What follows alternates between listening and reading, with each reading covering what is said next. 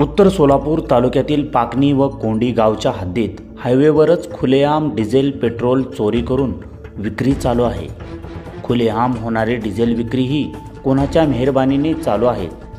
पाकणी हद्दीत असलेल्या पेट्रोलियम कंपन्यातून निघणाऱ्या गाड्या या थेट कोंडी व पाकणी येथील अड्ड्यावर जाऊन थांबतात। बंद झालेले अवैध धंदे हे पोलिसांच्या संगनमताने सुरू असल्याचे युवा सेनेचे तालुका प्रमुख अतिश गवळी यांनी सांगितले आहे।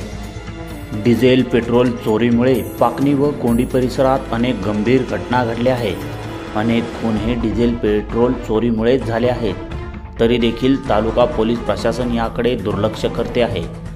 डिझेल पेट्रोल चोरांनी गेल्या महिन्यातच पाकणी येथे डेपो मॅनेजर यांच्यावर हल्ला केला होता।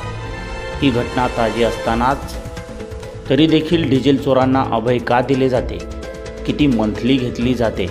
उत्तर तालुक्यातील कोंडी बीटमधील पोलीस कर्मचारी डिझेल पेट्रोल चोरांना पाठीशी घालत आहेत का, अशाही चर्चा या परिसरात होत आहे।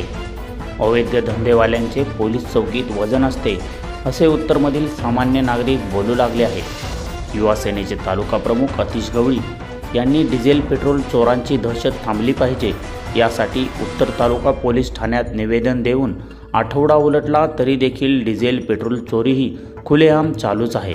अकोले काठी कोंडी रानमसले परिसरात अवैध जुगाराचे अड्डे जोरात चालत आहेत। दिवस रात्र या परिसरात जुगार खेळताना दिसून येत आहे।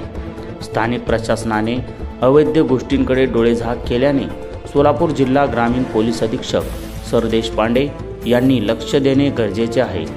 पाकणी व कोंडीतील डिझेल चोरी थांबली नाही तर परिसरात गुन्हेगारीचे प्रमाण वाढणार आहे। सोलापूर जिल्हा पुरवठा अधिकारी यांनी देखील यावर कारवाई करणार असल्याचे युवा सेनेचे तालुका प्रमुख अतिश गवळी यांना सांगितले आहे। कोंडी व पाकणी हायवेवरील परिसर हा अवैध धंद्यांचे माहेरघर झाला आहे। ग्रामीण पोलीस अधीक्षक सर देशपांडे हे या गंभीर घटनेवर काय कारवाई करणार हे पाहणे महत्त्वाचे ठरणार आहे।